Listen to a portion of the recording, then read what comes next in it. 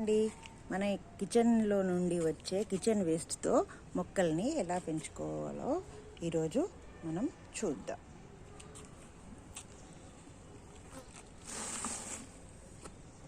కొద్దిగా ఫస్ట్ కొంచెం మట్టి వేసుకొని,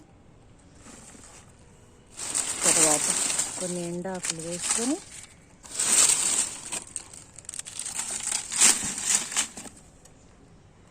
తర్వాత ఇంట్లో నుండి వచ్చే కిచెన్ వేస్ట్,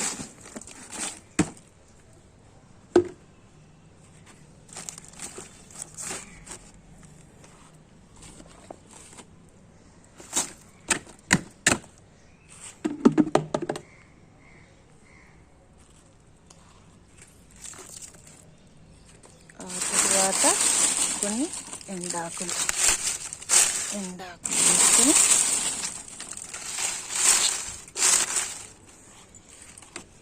పైనుండి కొద్దిగా వేపపిండి వేయడం వల్ల ఏమైనా పురుగులు ఉన్నా చనిపోతాయి. తర్వాత కొద్దిగా మట్టి, అంతే.